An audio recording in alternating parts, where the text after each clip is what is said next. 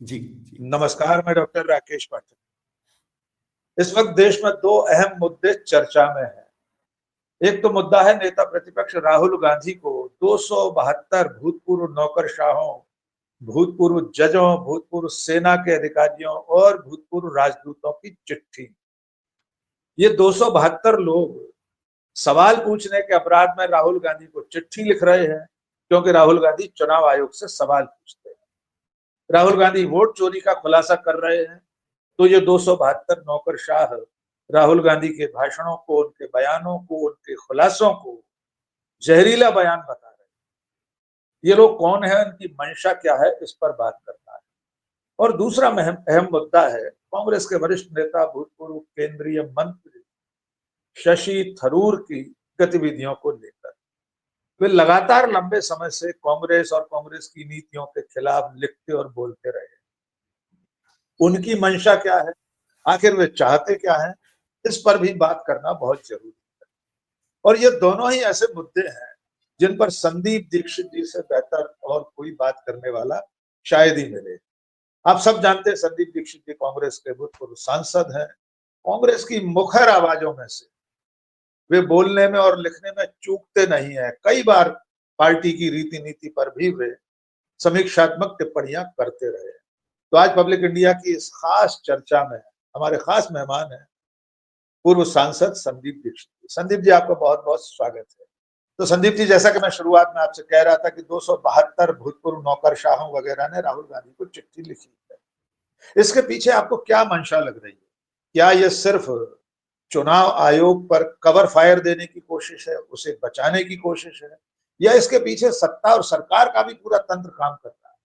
आखिर ये कैसे हो सकता है कि अलग अलग क्षेत्रों में काम करने वाले कुछ आईएएस हैं, आईपीएस हैं, सेना अधिकारी हैं, जजेस हैं, राजदूत हैं, इन सबको एकजाई करके, इनको इकट्ठा करके इनके दस्तखत कराए जा रहे हैं और फिर नेता प्रतिपक्ष को कटघरे में खड़ा किया जा रहा है। ये लिखा जा रहा है उस चिट्ठी में कि नेता प्रतिपक्ष जहरीले बयान दे रहे हैं। इसकी पूरी मीमांसा आपसे करवाना चाहते हैं। हम समझना चाहते हैं कि आखिर इसकी मंशा क्या है इस चिट्ठी। जी संदीप। राकेश जी, पहली चीज तो ये इस पत्र को ज्यादातर रिटायर्ड ऑफिसर्स ने, जजेस ने, अधिकारियों ने लिखा है। उसमें कुछ सैन्य के भी पूर्व अधिकारी हैं, तो उन पर मैं ज्यादा कमेंट नहीं करूंगा, क्योंकि जितने लोगों ने सेना में सेवा की है वो हमारे परम सम्माननीय होते हैं और उनके अपने विचार हो सकते हैं, किसी तरह भी वो व्यक्त करें। लेकिन जो बाकी प्रशासन के लोग हैं, इन पर मैं कभी कभी बड़े बड़े रोमांच से देखता हूं। खासकर हमारे यहाँ देखा गया है कि रिटायर होने के बाद सारे क्रांतिकारी विचार और देश के प्रति बड़ी समर्पण की भावना इन लोगों में आ जाती है। 10 एक साल से हम खुद देख रहे हैं आईएएस, आईपीएस, पुलिस, इन सबके क्या रवैया रहे हैं, किस तरीके से। मुझे तो इतना याद है कि जब हम लोग सरकार चलाया करते थे तो कानून और संविधान क्या करता है उसकी आड़ में हर चीज में इफ एंड बट जो सरकारी अधिकारी लगाया करते थे और हमें अच्छा लगता था, वो आज नतमस्तक होके बैठे हुए हैं। सीधे सीधे दिख रहा है। मैं सीधे पूछूंगा, एक जमाने में आखिरी 6 महीने में, 3 महीने में, 2 महीने में आचार संहिता के बाद अगर हम स्कीम का स भी बोल देते थे तो अधिकारी हमको नहीं सुनते थे। आज 10-10 हजार बट रहे हैं और अधिकारियों के कान पे जूं तक नहीं रेंग रही है। तो सही में इनका लोकतंत्र के प्रति, लोकतंत्र प्रक्रियाओं के प्रति, लोकतांत्रिक चुनाव में किस तरीके से लोगों पर असर पड़ता है, उसके प्रति कोई कटिबद्धता नहीं है। जिस रिटायर्ड अधिकारी को 10-10 हजार की रिश्वत ना दिखे, कम से कम ठीक है आपको राहुल जी के बयान सही नहीं आते हैं, लेकिन जो खुलेआम सरकार रिश्वत दे रही है उस पर आपको कोई बयान नहीं कर सकते, तो ये अपने आप पता चल जाता है कितना एक तरफा ये पूरा का पूरा समूह है। पर चलिए छोड़िए, कभी कभी ये होता है कि साहब डोंट किल द मैसेंजर, अगर मैसेज सही है तो इनके मैसेज पर आ जाते हैं। राकेश जी, पिछले कुछ समय से देखिए, इलेक्शन कमीशन का 19-20 हमेशा होता रहता है, विपक्ष हमेशा उस पर सवाल खड़े करता है, लेकिन वो सवाल ज्यादातर प्रक्रियाओं के होते हैं कि भाई आपने डेट नहीं अनाउंस की, या आपने हमारी बात नहीं सुनी, या कहीं गड़बड़ हो रही है, या बूथों पर बूथ रिगिंग हो रही है। इस तरीके का छोटा मोटा रहता है। और हम ये मानते हैं कि एक आध चुनाव, खासकर बाई इलेक्शंस में, सरकार का प्रभाव अन्यथा रहता है, लेकिन बड़े चुनाव में इलेक्शन कमीशन मूलतः निष्पक्ष दिखाई दिया है। अटल जी की भी सरकार थी, अटल जी के समय तो किसी ने इलेक्शन कमीशन पे उस तरह के सवाल नहीं उठाए। कांग्रेस की सरकारें थी, उस तरह के सवाल नहीं उठाए गए। सवाल होते थे तो पार्टियों पर या उनके गलत कामों पे कि भाई आपने बूथ रिगिंग कर ली, आपने गलत वोटर डलवा दिए, किसी बूथ पर पैसा खा गए, और ये होता भी रहा है, ऐसा नहीं है कि नहीं होता रहा। लेकिन ये आज कहना कि जब कुछ गंभीर सवाल सामने आते हैं, और मेरे ख्याल से पहली बार 70 या 75 साल के इतिहास में एक विपक्ष का नेता तथ्यों के साथ आता है, और वो तथ्य खतरनाक हैं, सामान्य नहीं है। मुझे आप कोई कहे कि राकेश जी यार 5,000 10,000 वोट जो है गलत आ गए, मैं कहूंगा साहब मतलब मजाक मत करो, ये तो कब से आते रहे हैं, इतनी हमारी कोई अच्छी सिस्टम नहीं है कि हम इतने लोगों को साफ कर सके। लेकिन जब 40-40 हजार वोट आ जाते हैं, जनवरी में चुनाव होता है तो 1 लाख वोट होते हैं, 3 से 4 महीने बाद चुनाव आता है तो 1.5 लाख वोट हो जाते हैं, और पता चलता है कि वो 50,000 जिस पार्टी को पहले 20,000 मिले थे उसे 70,000 मिल जाते हैं अगले चुनाव में। यानी जितने वोट बढ़ते हैं वो मैं ये नहीं कहूंगा 1 to 1, ये लगता है। तो इसमें सवाल तो बनता है ना, या तो हम सरकारी अधिकारियों की तरह फाइलों में शक्ल डाल के बैठ जाएं, जिस तरह ये अधिकारी अपने आप को बना रहे, उस तरीके की तो कम से कम हम लोग हैं नहीं। तो मुझे ब्राजील की मॉडल की तस्वीर लगी हरियाणा की सूची में, वो इन अधिकारियों को नहीं दिखी। इतनी चीजें इसमें आती हैं इन सवालों में, और मैं तो ये मानता हूं कि सरकारी अधिकारियों को आप और हम भी जानते हैं, एक भी उदाहरण अगर गलत हो तो पूरी की पूरी कभी कभी स्कीम ये लोग रोक देते हैं, एज IAS IPS। आपके चरित्र में एक भी काला धब्बा पड़ जाए तो वो पुलिस का अधिकारी आपको जेल भेज देता है।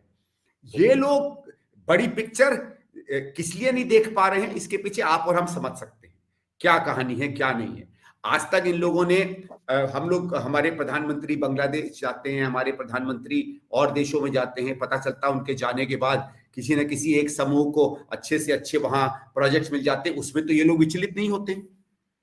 भाई आपने संविधान की कसम खाई है, संविधान आपके अंदर समाजवाद की बात करता है, कुछ तो एडहेरेंस होता, तो इन लोगों की मंशा वो अपने आप ही सामने सामने सिद्ध हो जाती है। और मुझे अब इसमें और शक इसलिए होने लगता है कि आप देखिए कल या परसों रामनाथ गोयनका अवार्ड में प्रधानमंत्री ने बहुत तीखी टिप्पणी की कांग्रेस पे, और मुझे किसी ने बताया, मैंने सुना नहीं है, मुझे करेक्ट करिएगा अगर मैं गलत कह रहा हूं, पर वो ये कहने लगे थे कि कुछ समय पहले माओवादी और मुस्लिम लीगी कांग्रेस में आने लगे और कांग्रेस एक तरीके से देश के लिए खतरा हो गई। तो ये भी वही भाषा है, और ये हमेशा पुराना रहा है कि जब फासिस्टवादी ताकतें आती हैं तो वो अपने सबसे प्रमुख, प्रबल और प्रभावी विपक्ष को किसी ना किसी तरह देशद्रोही दिखाने की कोशिश करती है। और एक बड़ी अच्छी रणनीति होती है, पहले आप राष्ट्र की परिभाषा बदल दो। देश की परिभाषा तो आप नहीं बदल सकते, क्योंकि देश और राष्ट्र में बहुत अंतर होता है, जिन्हें नहीं समझ में आता वो सब बीजेपी में है। तो राष्ट्र और देश की परिभाषा अलग अलग होती है, तो पहले राष्ट्र की परिभाषा बदलो, फिर जब वो परिभाषा बदलोगे तो स्वाभाविक है कि जिन्होंने उस राष्ट्र की एक दूसरी कल्पना, दूसरी परिभाषा में विश्वास रखा है, जिसका रेखांकन हमारा संविधान करता है, हमारे 50 साल का स्वर्णिम आजादी का आंदोलन करता है, ये धरोहर तो बात तो उसी से निकल कर आती है ना। जब उसके खिलाफ आप एक नया नरेशन, नया कहानी खड़ी कर देते हो, तो फिर उस मूल मापदंडों में आप और लोगों को राष्ट्रवादी या गैर राष्ट्रवादी बताने लगते हो। ये पुराना तरीका है, 7-8 साल में वही किया कि अब हम सेक्युलर देश नहीं है, हम समाजवादी देश नहीं है, हम गरीबों के हित के देश नहीं है, तमाम चीजें उनको अच्छे अमली जामे में ये लोग पहनाना चाहेंगे। और एक और चीज होती है जो मुझे हमेशा लगता है कि हमेशा जब भी फासिस्टवादी ताकत आती है तो सबसे खुश हमारी रेगुलेटरी एजेंसीज होती है। इनकम टैक्स वालों की मौज, पुलिस वालों की मौज, अधिकारियों की मौज, जो आपके हमारे यहाँ रेड करते हैं उनकी मौज। क्योंकि उसमें क्या हो जाता है, फासिस्ट सरकारें जब अपने आप का सुरक्षा करती हैं तो अपने अधिकारियों की भी सुरक्षा करती है, तो ये लोग सब मौज में हैं। इसलिए इनके कोई बयानों को मैं गंभीरता से लेता हूं। लेकिन आकेश जी, मुझे अपनी लास्ट बात जो मैं कहना चाह रहा था कि इस पत्र से मुझे अब ये लग रहा है कि सरकार अपने आप को घिरी हुई पा रही है। और देखिए, जब सरकार घिरती है तो वोट ही नहीं है जो सरकार को घेरता है, सरकार सबसे पहले सच से घिरती है, क्योंकि उसे डर ये हो जाता है कि जिस दिन वो सच धरातल पर उतर गया तो बड़े बड़े फासिस्टवादियों के परखच्चे उड़ गए। और मैं परखच्चे राजनीतिक तौर से उड़ने की बात कर रहा हूं, मैं हिंसा का समर्थक नहीं। मैं इसलिए आपको मैं इसलिए कह रहा हूं क्योंकि ये 2 लाइन निकालकर ये लोग कुछ भी कह सकते हैं। कल को पता चला आप और मैं भी कहीं बैठे मिल रहे हैं एक दूसरे के साथ, इसलिए मैं चाह रहा था हम और आप कहीं भी हो, तो इसलिए संदीप दीक्षित को कहीं और जी ना संदीप दीक्षित को चिंता है कहीं और होने की, ना हमें चिंता है, हम लोग तो तैयार हैं। लेकिन ये बात सही है, शब्दों का किस तरह दुरुपयोग कर लेते हैं जी। हाँ राकेश जी, मुझे इस चिट्ठी से एक तरीके से कंफर्मेशन लगता है कि जो बातें राहुल जी ने कही हैं जैसे अंग्रेजी में कहते हैं, दे आर हिटिंग होम। बिल्कुल बिल्कुल ठीक। अच्छा संदीप जी, आपने सेना के अधिकारियों को थोड़ा सा अलग रख दिया था, जी लेकिन जी मेरा सवाल ये है कि ये जो सेना के भूतपूर्व अधिकारी हैं, उन्होंने चिट्ठी लिखी। मैं मानता हूं सबको चिट्ठी लिखने का भी अधिकार है, नेता प्रतिपक्ष को चिट्ठी लिखकर भी कोई बुराई नहीं, कोई पाप नहीं, बहुत अच्छी बात, कोई बुरा लोकतंत्र में नहीं, आपका ठीक अधिकार। बात। लेकिन ये सेना के अधिकारी तब कहां थे जब हमारे प्रधानमंत्री शहीदों के नाम पर वोट मांग रहे थे? आपको अच्छी तरह ध्यान होगा, पुलवामा की घटना के बाद, सर्जिकल स्ट्राइक के बाद, किस तरह नरेंद्र मोदी ने आम सभाओं में शहीदों के नाम पर वोट मांगे। उत्तर प्रदेश में सेना की वर्दी के साथ बीजेपी के होर्डिंग लगे, प्रधानमंत्री सेना की वर्दी में घूमते हैं। तब सेना के अधिकारी कभी चिट्ठी क्यों नहीं लिखते कि सेना का राजनीतिकरण न किया जाए? तो मैं संदीप जी ये जानना चाहता हूं कि सेना बिल्कुल पवित्र गाय है, होली काऊ, हमने मान लिया, हम सब सम्मान करते हैं, उन्हीं की बदौलत हमारी सरहदें सुरक्षित हैं। लेकिन अगर सेना का राजनीतिकरण हो रहा है तो भूतपूर्व सैन्य अधिकारियों को उसकी चिंता नहीं करनी चाहिए, उस पर कोई चिट्ठी नहीं लिखना चाहिए? राकेश भाई, आप बात बिल्कुल सही कह रहे हैं। देखिए, ऐसा है कि सैन्य के अधिकारी हों, रिटायर्ड हों, जब रिटायर हो जाते हैं उनको भी अपना राजनीतिक मत रखने का पूरा पूरा अधिकार है। और मैंने इसलिए कहा था कि सैन्य अधिकारियों को अलग रखें क्योंकि वो इतना ज्यादा पॉलिटिकल उसमें पढ़ते नहीं है। वो कभी कभी एक बहुत ज्यादा सीधे और साफ स्वच्छ तरीके से किसी चीज का मत रखते हैं, और इसलिए अपना मत रखने में मुझे कोई दिक्कत नहीं। बिल्कुल। ये बात भी सही है कि जब प्रधानमंत्री ने कई बार, जब चाहे पहले पुलवामा की बात हो या उसकी बात हो, उस चीज को बराबर अपने राजनीतिक इस्तेमाल के लिए किया है। और कम से कम इस देश में सैन्य के ऑपरेशन पराक्रम का सिंदूर हमने कभी, सर, जी हमने कभी, ऑपरेशन बिल्कुल सिंदूर सही का कह रहे हैं, हमने कभी भी सैन्य के पराक्रम का, सैन्य की सेवा का, सैन्य की बहादुरी का और हमारे सैनिकों की जीत का कभी भी हम लोगों ने राजनीतिक उपयोग नहीं किया। एक बात स्वाभाविक है कि किसी सरकार के अंदर अगर सैन्य पराक्रम करती है, दुश्मन के दांत खट्टे करती है, तो उस सरकार को उसका क्रेडिट मिलेगा और वो मानना भी चाहिए, उसमें कोई दिक्कत नहीं है। लेकिन उसको इतने खुले तरीके से सामने आकर, फिर एक और चीज है जो नरेंद्र मोदी जी की बात हमें लगती है, आप देखिएगा कि बार बार जब वो सैन्य के पराक्रम की बात करते हैं तो 71 की युद्ध भूल जाते हैं, 65 का युद्ध भूल जाते हैं, उसके पहले के कई युद्ध भूल जाते हैं। 1984 में किस तरीके से इंदिरा जी ने हमारी सेना के साथ मिलकर, हमारी सेना ने बहुत बहादुरी करके बहुत सी वो घाटियां और पीक जो है सियाचिन के हथियार लिए थे, जो पाकिस्तान जिस पे बैठा हुआ था, वो एक बहुत बड़ा ऑपरेशन था। मुझे याद है 64 या 65 में, 68 में इंदिरा जी के अंदर हम लोगों ने चीन में घुस के बहुत अच्छी पिटाई की थी उनकी। मैं ये नहीं कह रहा हूं कि उसका कोई क्रेडिट लेना चाहिए, लेकिन आप सेना की भी उस क्रेडिट को केवल अपना लेना चाहते हैं जहां सीधे सीधे आपके पार्टी या उसके रंग के साथ हमारी सेना की बहादुरी और पराक्रम दिखे। जब ये कहना था कि भाई पहले कभी कोई सर्जिकल स्ट्राइक नहीं हुई, मुझे याद है यूपीए के अंदर, हमारी सरकार के अंदर 7 या 8 बार हुई थी। मैं राकेश जी एक छोटी सी कहानी आपको बताना चाहता हूँ। उस समय मैं चीफ विप था, तो हमारे पार्लियामेंट्री सेशन में शाम को एक हाई ग्रुप की मीटिंग होती थी। मैं उसमें सबसे लोली कैरेक्टर था। उसमें सलमान खुर्शीद जी, उसमें AK एंटनी साहब, उसमें बड़े बड़े तमाम अधिकारी, उसमें अहमद भाई, लोग सब आया करते, सीनियर लीडर आते थे कि भाई क्या करना है अगले उसमें। तो उसमें उस समय आपको याद होगा ये किस्सा हुआ था, कुछ पाकिस्तान के बॉर्डर पे चल रहा था और बड़ा हंगामा हुआ था कि यूपीए मुंह तोड़ जवाब नहीं दे रहा है। तो एक बार हताश होके मैंने ऐसे ही, सलमान खुर्शीद विदेश मंत्री थे, उनके साथ चिदम्बरम साहब कोई खड़े थे, मैंने दोनों से जाके कहा कि सर आप लोग तो कुछ भी होंगे, हम लोग तो यंगस्टर्स हैं, हमें कुछ दिखाना पड़ेगा पाकिस्तान के खिलाफ, क्यों नहीं हम युद्ध करते। मैं जैसे एक उबाल में बोलता है। तब उन्होंने कहा कि let's go to the defence minister. हम गए, एंटनी साहब बात कर रहे थे, एंटनी साहब ने कहा मुझसे कि संदीप हमने 7 बार इनको मारा है और बहुत बुरी तरह मारा है और घुस के मारा है, बट हमारी सरकार की पॉलिसी ऑन रिकॉर्ड सर, इसी नरेंद्र मोदी की सरकार में, इसी नरेंद्र मोदी की सरकार में ये सरकार भी मान चुकी है, रक्षा मंत्री एक बार ये रिपोर्ट दे चुके हैं सदन में, सर्जिकल स्ट्राइक यूपीए सरकार में 7 बार हुई थी। जी जी, तो वही मैं कह रहा हूं। तो उस समय की सरकार का हिम्मत था कि ठीक भाई इन चीजों को हम राजनीतिक इस्तेमाल इसका नहीं करेंगे, जो पाकिस्तान पर मार पड़नी चाहिए, उनको जो सचेत करना चाहिए उसका असर हुआ। तो अलग अलग सरकारों का अलग अलग ओपिनियन हो सकती है, लेकिन उसको ऐसे दिखा देना कि जैसे 2014 के पहले कुछ था ही नहीं, 2014 के पहले की जितनी सरकारें थी वो हमेशा राष्ट्र हित को कॉम्प्रोमाइज किया करती थी, बार बार कहा जाता कि चीन से बड़ी दोस्ती थी, चीन से, तो भैया हमारे तो कोई प्रधानमंत्री राष्ट्रपति चीन के साथ झूला झूलते नहीं दिखे। इतनी बार कोई नहीं गया। कौन झूला झूलते देखा इतनी बार? वहां आते गए, कौन आता गया? चलिए उसको भी छोड़ देते हैं। हो सकता है भाई आप तो भाई, क्योंकि ये सरकार तो बेसिकली दुकानदार है, ये सरकार कोई विजन वाली सरकार नहीं है, तो दुकानदार कर सकता है बड़े ग्राहक के साथ। भाई बड़ा ग्राहक जाता है तो उसको चाय के साथ ठंडा भी पिलाया जाता है, छोटा ग्राहक जाता है तो पानी में निपटा देते हैं, तो ठीक है, ये इनको ये फर्क नहीं पड़ता ग्राहक उसके साथ क्या करता है। तो इसलिए ये जो एक नीति है सरकार की, ये जो आपने कहा बहुत हद तक मैं उसके साथ सहमत हूं। मैं कहता हूं इससे हमारी सरकार को परहेज करना चाहिए। बल्कि मैं राकेश भाई बताऊं, मेरे परिवार में भी बहुत से लोग हैं जो सेना में रहे हैं और बहुत से और लोग सेना में रहे हैं। इतना मैं जरूर सम्मान से कहता हूं कि ऑलमोस्ट 80-90% जो सैनिक जिनको मैं जानता हूं, वो इस बात से खुश नहीं है कि सेना का राजनीतिकरण हो रहा है। कभी उनको पब्लिक कुछ कहना पड़ता है, बल्कि वो परहेज करते हैं पब्लिक में। सेना की बात, राष्ट्रीय सुरक्षा, रक्षा, कुछ विषय, इकोनॉमी, ऐसे मुद्दों को छोड़ के जिनमें राजनीति सीधे सीधे हस्तक्षेप नहीं करती, बाकी में अपनी ओपिनियन रखने से वो परहेज रखते हैं। क्योंकि भारतीय आर्मी की, भारतीय सेना, भारतीय नेवी की जो ग्लोरियस ट्रेडिशन रही है कि उनके लिए संविधान, केवल संविधान और ये देश, ये हमेशा सर्वोपरि रहा है। और इसमें जो भी प्रधानमंत्री, जो भी राष्ट्रपति रहा है, उसका ऑर्डर, उसकी इच्छा और देश की रक्षा, इससे बड़ा उनके कोई भी ऑर्डर नहीं रहा है।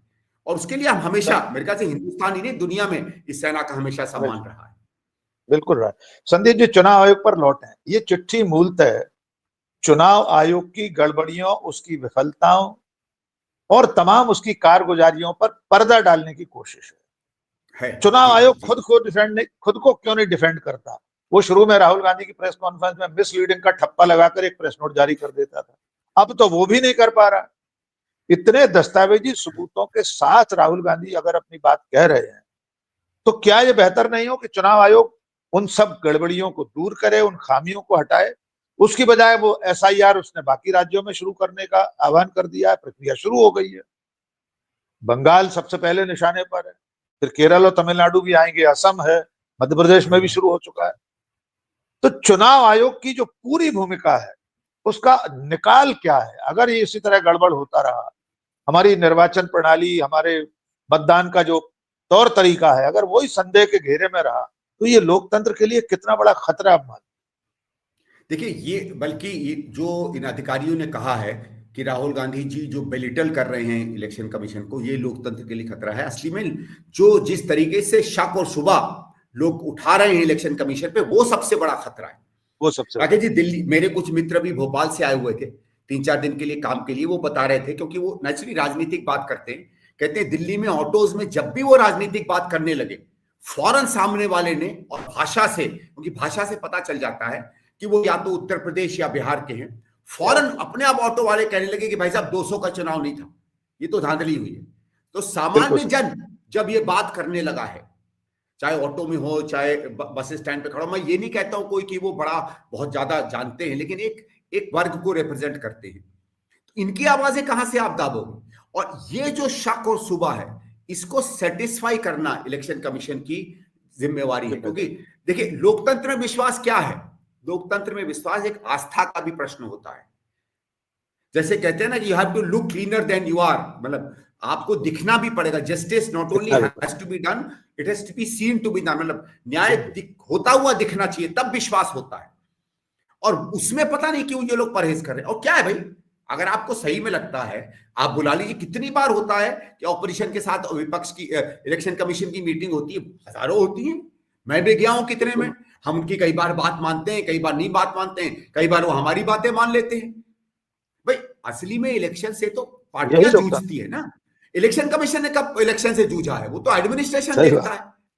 भाई इट्स लाइक सेइंग कि जो इनकम टैक्स का अधिकारी है वो बिजनेस चलाना भी जान जाए। वो थोड़ी जानता है कि दुकान में क्या होता है। कल को वो कहने लगे कि दुकान में सही है गलत हो रहा है वो भी मैं जानता हूं, तो लोग तो उसे बेवकूफी मानेंगे ना। वो तो आप तो उसके एंड रिजल्ट से देख सकते हो। तो ये जो एक इनमें दिख रहा है, और आप और हम जानते हैं कि जब आदमी के पास कोई पक्ष नहीं बचता है, तब अहंकार आता है। याद है, जैसे हम लोग बार बार कहते हैं कि हमारे माँ बाप में, हमारे में प्रक्रिया होती है कि तुम सवाल मत पूछो, क्योंकि जब बच्चे के लिए हमारे पास जवाब नहीं हो सवाल का, तो ये वही है, ये वो हठी माँ बाप हैं जिनके पास बच्चे को जवाब देने के पास के पर्याप्त जवाब नहीं है, और इसलिए हट से वो माँ बाप होने का जो अधिकार है वो उस पर इंपोज कर रहे हैं। लेकिन ये नहीं समझते हैं कि ये तीसरी चौथी का बच्चा नहीं है, ये एमए पास करके पीएचडी में जाने वाला बच्चा है जो ये सवाल पूछ रहा है। वो अपना विषय जान रहा है, वो उसमें आपसे ज्यादा प्रैक्टिकल कर चुका है, और उस प्रैक्टिकल में आप कहते थे A plus B is equal to D, वो प्रैक्टिकल में A plus D is equal to F बार बार दिखा रहा है, and that F is your failure. बिल्कुल ठीक, F is failure. Sandeep ji, मैंने दो विषयों की बात की थी, दूसरा विषय आपकी पार्टी से सीधा जुड़ा हुआ है। पार्टी इस वक्त संक्रमण काल से गुजर रही है। आप भी जानते हैं कि लगातार चुनावी हार से आला कमान या पार्टी के जो सबसे बड़े नेता हैं राहुल गांधी, उन पर सवाल उठ रहे हैं जी। ऐसे में कई बड़े नेता हैं जिनकी गतिविधियां ऐसी लगती हैं कि वे पार्टी के हित की बजाय अहित करने में जुड़े। एक नाम सबसे बड़ा जो मैंने शुरू में लिया था, डॉक्टर शशि थरूर का। अब तो महीनों हो गए, बहुत लंबा समय हो गया जब वे पार्टी की लाइन के खिलाफ बोलते और लिखते रहे। इसी महीने तो उन्होंने 3-4 बड़े बड़े काम कर दिए।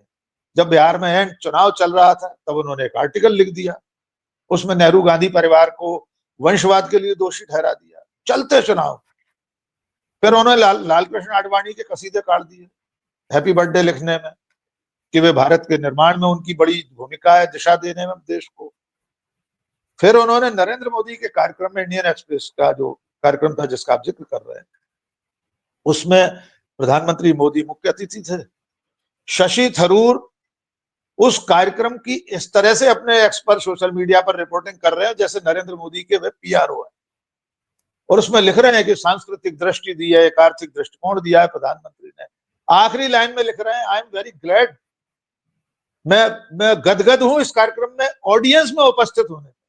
ये कितने बड़े नेता का, जो संयुक्त राष्ट्र संघ में चुनाव लड़ चुका, महासचिव था, आपकी सरकारों में मंत्री रहा, उनकी ये बोली बानी, उनकी गतिविधियां पार्टी कब तक बर्दाश्त करेगी? क्या आपको लगता है, आप पार्टी के सांसद रहे हैं, कांग्रेस के इतने सीनियर लीडर हैं, आप इतने सीनियर लीडर हैं, क्या वजह है कि कांग्रेस आला कमान, कांग्रेस के राष्ट्रीय अध्यक्ष या नेता प्रतिपक्ष इस तरह की गतिविधियों को चलने देते हैं? ये टू मच डेमोक्रेसी है या कोई कमजोरी है? नहीं राकेश जी, सबसे पहले मैं कहूंगा ये हमारा बेसिक डेमोक्रेटिक नेचर है। मैं मानता हूं इससे नुकसान होता है आज के जमाने में, क्योंकि आज डेमोक्रेसी की बहुत ज्यादा वैल्यू नहीं है। लेकिन बहुत कम लोग समझते हैं कि कांग्रेस का जो नेतृत्व है उसमें एक मूल है, उसमें कुछ हमारे अंदर में लोग हो सकते हैं जो सही गलत है, और ऐसा नहीं है कि हमारे हर स्टेप डेमोक्रेटिक होते हैं। बहुत बड़ी पार्टी है, हमसे भी गलतियां होती हैं और रहती हैं, और लेकिन उन गलतियों को मानना, अपने अंदर में हर विचार को पनपने देना, उसको पर्याप्त जगह देनी, ये हमारा एक पुराना कल्चर रहा है। इसलिए आप देखिए, अगर स्प्लिट्स भी हुए हैं तो कांग्रेस में हुए हैं भाई। कांग्रेस में एक नेहरू कॉकस भी था, कांग्रेस में यंग टर्क्स भी थे, कांग्रेस में अलग अलग तरीके के विरोधाभासी विचार वाले अंदर में थे। कई बार कहा जाता कि हमारे अंदर राइट विंगर्स भी हैं, लेफ्ट विंगर्स भी हैं। तो बाहर वालों को परेशानी होती है, हम लोग को इसलिए नहीं होती है क्योंकि वो हमारा नेचर है। और अगर हमारे पास ये सब नहीं होगा तो हम अनकंफर्टेबल हो जाएंगे, मतलब हम एक तरफा सोचने वाले लोग नहीं रहे हैं। एज ए सेट, कमजोरी हो सकती है, कुछ हो सकती है। तो एक ये कारण है जिस कारण से हम हमेशा आलोचना को क्रिटिसिज्म नहीं मानते। देखिए फर्क है, बीजेपी में प्रॉब्लम क्या है, वो बुराई और आलोचना में कोई अंतर नहीं जानता, क्योंकि वो आलोचना करने की उनकी आदत नहीं है, क्योंकि क्षमता नहीं है। जिस आदमी में ना दिमाग हो, ना सोच हो, ना समझ हो, जिसके आइडियाज मनगढ़ंत हो और व्हाट्सएप के कारण दुनिया में फैल रहे हैं, वो क्या आलोचना लेगा? तो उनको तो छोड़ ही दीजिए। तो एक ये है, इसलिए मैं सिर्फ ये कैविएट इसलिए डालना चाह रहा था कि कई बार जब हम पर सवाल उठते हैं कि why do you tolerate them, we don't tolerate them, that is our nature, because we want to assimilate them. हम असिमिलेट करना चाहते हैं, कभी कभी नहीं होता है। लेकिन शशि थरूर जी के 2-3 चीजों पर मैं इसलिए थोड़ा सा, और कल भी मैं थोड़ा सा विचलित हुआ। और याद रखिएगा कि जब वो कांग्रेस प्रेसिडेंट के लिए खड़े हुए थे, मैंने पूरा उनका समर्थन किया था, और मैं आज भी कहता हूं कि अगर वो समय वापस आता, क्योंकि उस समय उनमें मुझे वो क्षमताएं दिखी थी, मुझे लगता था कि ऐसा व्यक्ति कांग्रेस का अध्यक्ष बनेगा तो एक बहुत बड़ा वर्ग देश में जो कांग्रेस के प्रति देख नहीं रहा, वो आएगा हमारी तरफ, और ये एक फ्रेश चेहरा दे पाएंगे। ठीक है, कांग्रेस के बाकी कार्यकर्ताओं का दूसरा मत रहा, और हर मत का हम हमेशा स्वागत करेंगे, क्योंकि वो बहुमत होता है। और बाद में क्या सही निकलता, क्या नहीं निकलता, उससे आप पहले के निर्णय को नहीं सवाल उठा सकते।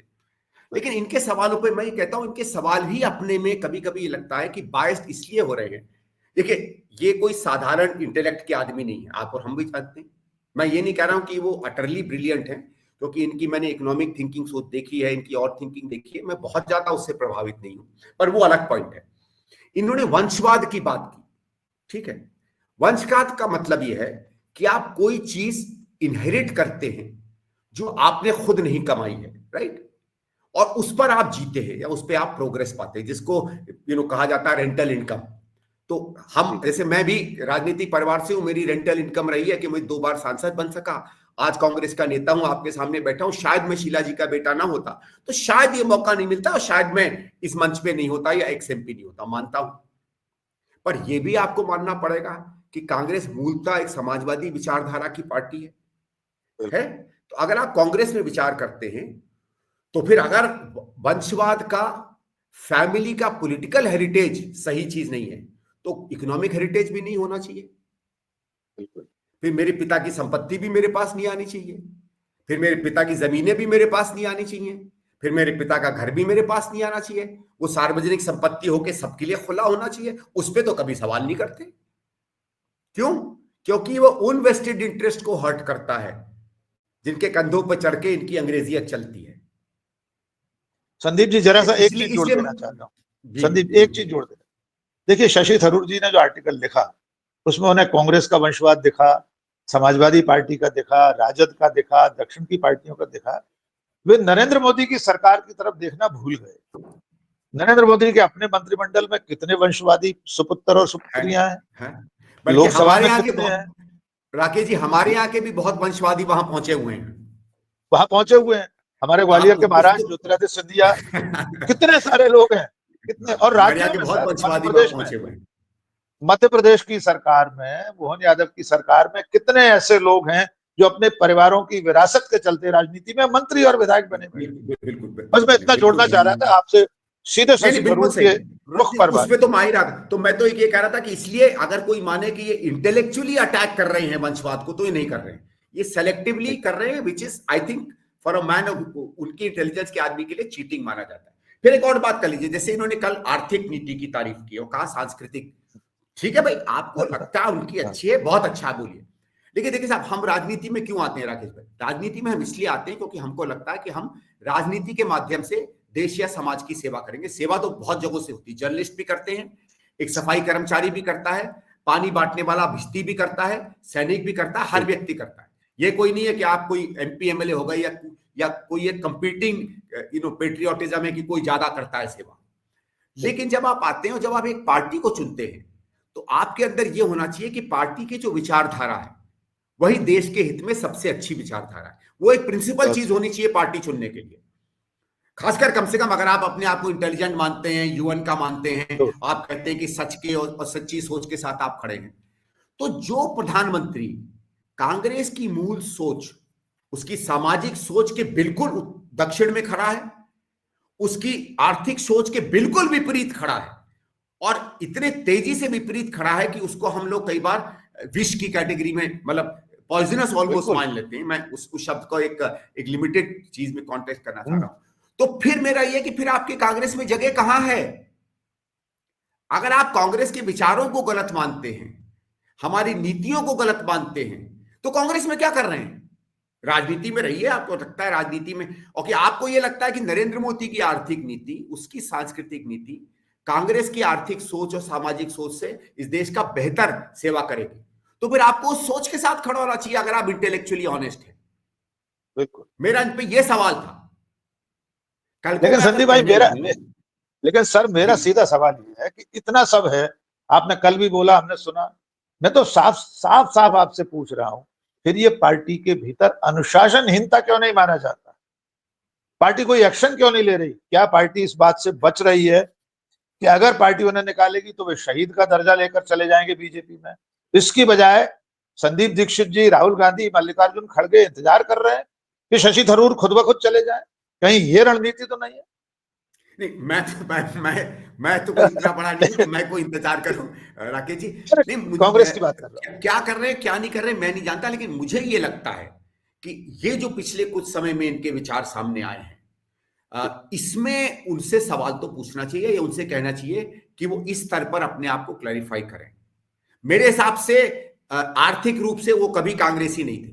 मैंने उनकी नेहरू पे किताब पढ़ी है, मैंने उनकी नेहरू जी की सोशलिस्ट आइडियोलॉजी पर उनके कमेंट सुने और उसमें कुछ खास ऐसा नहीं था मुझे, इसीलिए मैंने कल कहा कि मुझे नहीं लगता इनको हिंदुस्तान की बहुत पहचान है, क्योंकि यहाँ की क्लास, गरीब, हाँ, कैटल और यहाँ क्लास की याद गरीबी, कर। यहाँ की गरीबी, यहाँ की पहचान, यहाँ की लैंड, यहाँ की वो सिचुएशन के इनको ज्यादा ज्ञान नहीं है, तभी ये मोदी के साथ खड़े हो सकते हैं। कैटल क्लास तो खैर उसका एक उदाहरण था।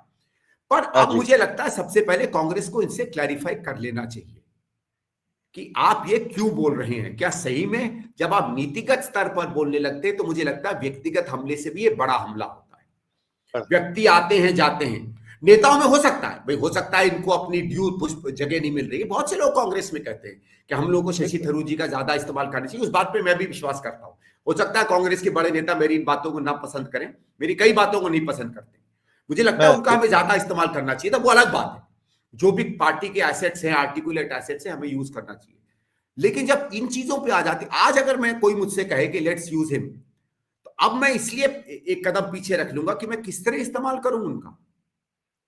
जो आदमी आर्थिक रूप से ऐसी चीजों के बारे में सोचता है और उसको अच्छा मानता है, जो मुझे लगता है इस देश के अहित में है, जिसकी सांस्कृतिक सोच भारतीय जनता पार्टी के साथ खड़ी हुई है, मतलब इतने साल तक हमारे स्वतंत्रता सेनानी के योद्धा, हमारे क्रांतिकारी भगत सिंह जैसे लोग लड़ते रहे, उसके बिल्कुल विपरीत जाके आप खड़े हो जाते हैं।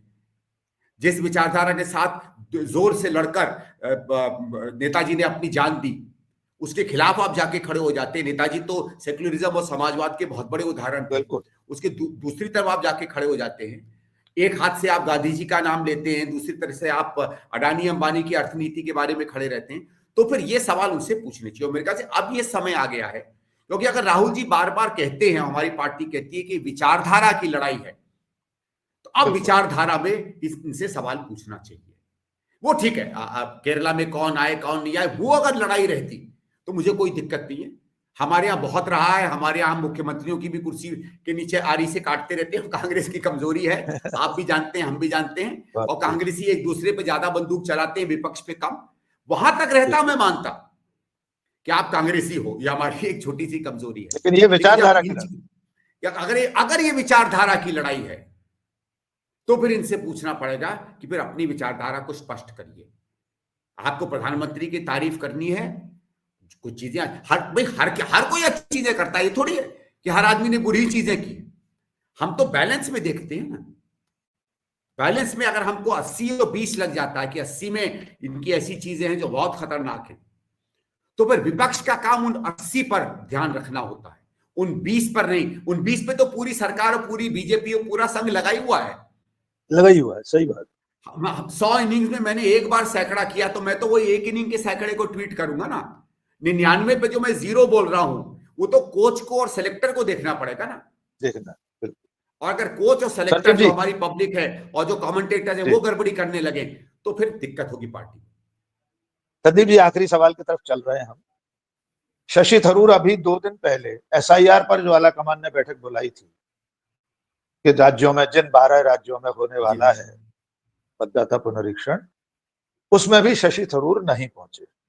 खबर करवा दी उनकी तबीयत ठीक नहीं है। हो सकता है तबीयत ठीक न हो, लेकिन उसके चंद घंटे पहले वे रामनाथ गोयनका वाली सभा में थे जिसमें नरेंद्र मोदी के कसीदे काढ़े।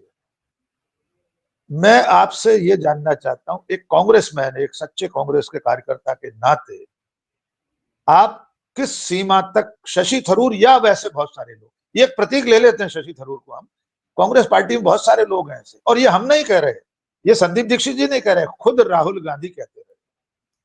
उन्होंने, देखिए, कोविड पीरियड में एक जूम मीटिंग की थी यूथ कांग्रेस की, उसमें उन्होंने कहा था कि हमारी पार्टी में स्लीपर सेल है संघ के। इसके बाद उन्होंने एक बार बेंगलोर में कहा, एक बार भोपाल में कहा, दिल्ली में भी वे कहते रहते। तो आखिर ये स्लीपर सेल या मोदी के चाहने वाले किस दिन तक कांग्रेस में रहेंगे? कौन सा मुहूर्त निकलेगा जब पार्टी एक्शन लेगी, और कौन लेगा? राहुल गांधी को ही तो लेना है, मल्लिकार्जुन खड़गे को ही लेना है, ये दूसरे लोग तो नहीं निर्णय लेंगे। कब तक, आखिर कब तक? देखिए, ये अब जो सवाल आज आप कर रहे हैं, ये हम सबको विचलित कर रहा है, इसमें कोई दो राय नहीं है। और शायद समय आया है कि थोड़ा सा अब हम लोग इस पर एक्टिवेट हों। मैं ये नहीं कह रहा हूं बहुत ज्यादा, क्योंकि कभी कभी क्या होता है, व्यक्तिगत इनजस्टिस जो होता है, जब लगता है मुझे न्याय नहीं मिल रहा है और किसी ऐसे आदमी के कंधे पर पार्टी हाथ रख रही है जो मेरे से कम केपेबल है, उस समय की नाराजगी कभी कभी हम बयानबाजी कर देते हैं। उसको अलग करके जहां इस तरीके की घाती कमेंट्स आ रहे हैं जो पब्लिक में और औरों में गलत मैसेज भेज सकते हैं। देखिए एक जैसे अभी मैसेज बार बार जा रहा है कि हम शशि थरूर जी को इसलिए इग्नोर कर रहे हैं क्योंकि वो महा केपेबल आदमी है, एक मैसेज जा रहा है। हमें इस बात को करेक्ट करना है कि वो केपेबल हो सकते हैं लेकिन हमारे विचारों के लिए नहीं।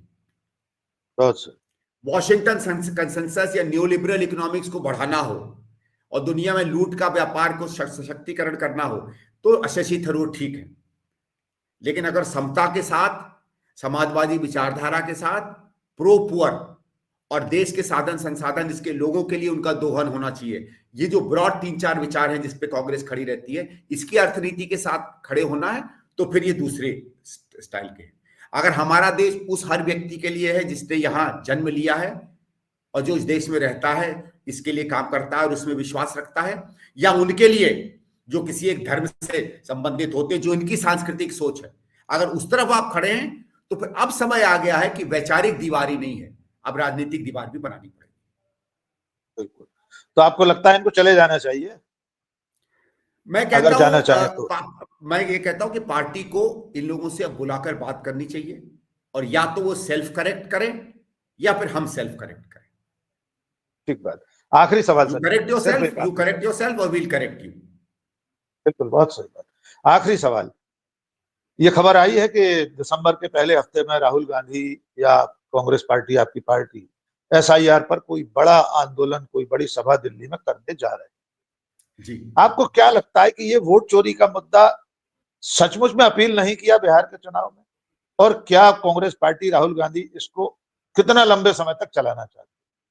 क्या तैयारी रामलीला मैदान? राकेश जी, बिहार का मुद्दा, बिहार में कभी आप और मौका देंगे तो बिहार के एसआईआर पे क्या असर हुआ उस पर हम अलग बात करेंगे। मैं उसको कि बहुत लंबा है, उसमें मैं जाना नहीं चाहता, क्योंकि मुझे तो आज से करीबन 1.5 महीने पहले एक बहुत ही सम्मानित जर्नलिस्ट, मैं उसका नाम नहीं लूंगा, वो चुनाव प्रक्रिया शुरू होने के पहले बिहार से आए थे और कहा कि हम लोग 7-8 जने यहाँ घूमते रहे हैं और संदीप जी आप चुनाव छोड़ दो, मैंने एसआईआर देख लिया है, 200 से ऊपर सीटें बीजेपी की आ रही है।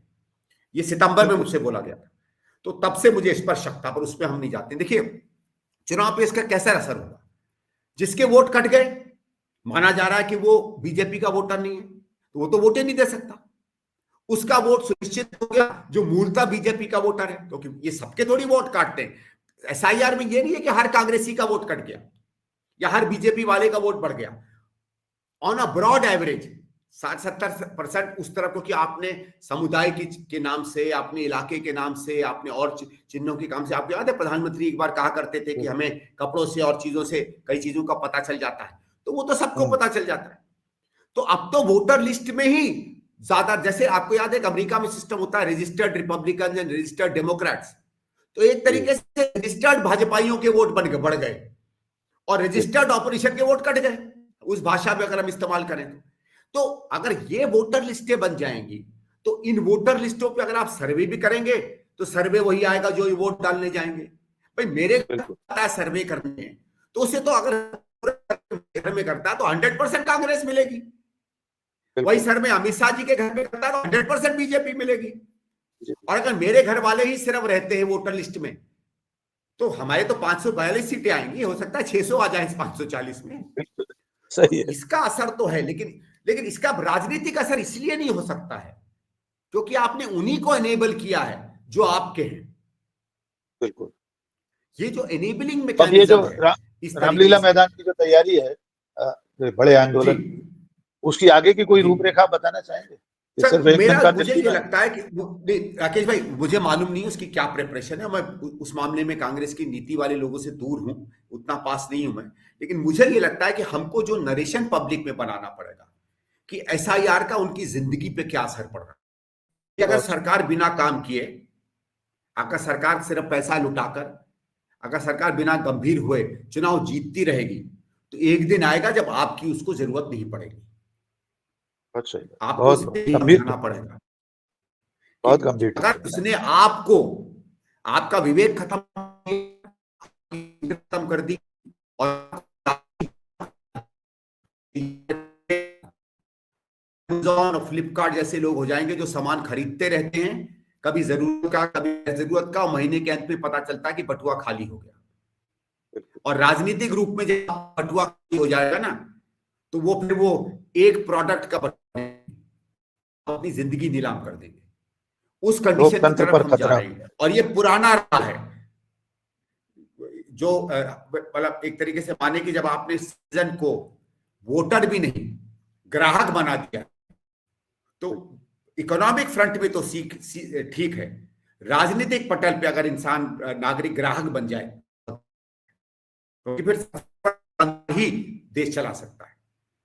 बिल्कुल, बहुत ये बेबाक हमें टिप्पणी सिंपल शब्दों में, सरल शब्दों में बताना पड़ेगा।